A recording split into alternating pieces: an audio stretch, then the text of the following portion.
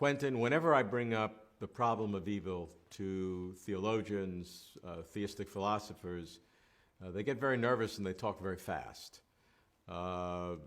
This is a problem for them. Do you think legitimately so? Yes, it is, and they think, well, it's not bad enough problem to refute theism. But I think it actually does refute theism. How so? And it first became apparent to me that it was certain that God did not exist when one night I was staying in a cabin, and in the middle of the night, I heard some animal eating some other animal. I heard one animal screaming and agony and bones breaking. And then I was thinking, there's a law of eat or be eaten, of carnivores. And I was thinking that no good, all-powerful, all-knowing God will create a law. In order to stay alive, you have to murder some other creature or else be murdered by them and eaten by them. And so there are animals like rabbits who eat the vegetables, and they aren't carnivores. And I think it's highly likely that a God, if they created animals, would have created just vegetarian animals. And that's one reason. And I call that an evil natural law of eat or be eaten. So only an evil being could have instituted that law. And then you go on to... So you're proving the existence of an evil being. No, I'd say hypothetically, if you want to talk about some person who metaphorically created the universe, and I think that whole idea is itself logically incoherent, but pretend for a moment it is, then I'll say that being was evil. Well, aren't you imposing your reasonably limited, finite understanding of what everything is all about and imposing your value system on this gigantic universe of which you, frankly, and me together know extremely little? Well, I'm using as my evidence what the theists use as their evidence and what scientists use as their evidence, using what we do know about the universe. And it's not a personal value system to say that it's a good thing that a tiger is going to tear apart a zebra's neck and eat it. The ones who watch that say, oh, isn't that a wonderful thing? Everyone recognizes that's bad.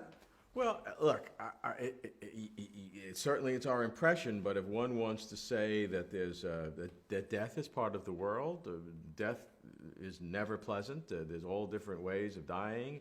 Death is an important process in evolution and in changing of generations. I mean, this is a complex world. The world that you're trying to create sounds so simplistic to satisfy our small wants that maybe you're thinking too small.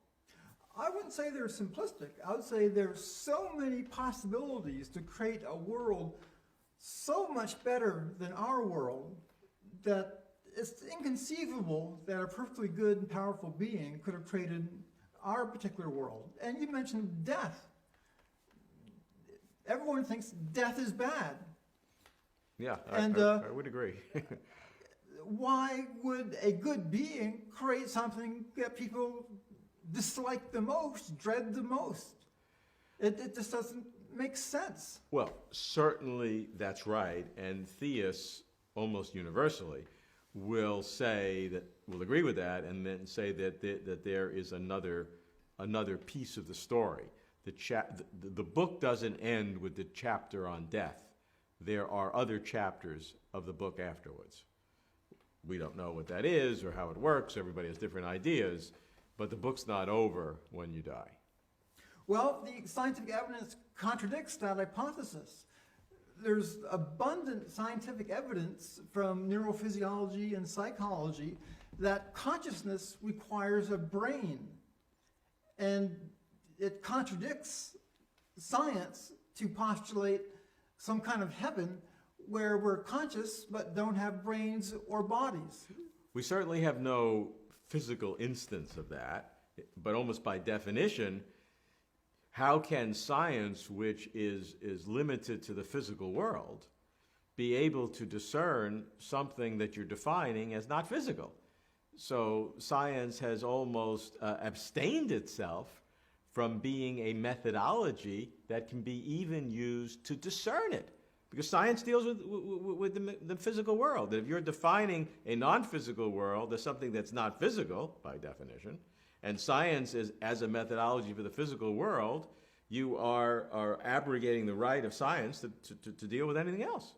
Well, science doesn't limit itself to the physical world. It's tried to explain things like out-of-the-body experiences, where a consciousness would leave the body, hover over, say, the operating table and watch it, and they investigated that for a long time until finally they explained it by the blood going to the back of the brain and the brain producing a lot of norepinephrine when they die, and so as to produce a pleasant imaginary experience, so death will not be experienced as horrible, and so fellow human beings will not live dreading death.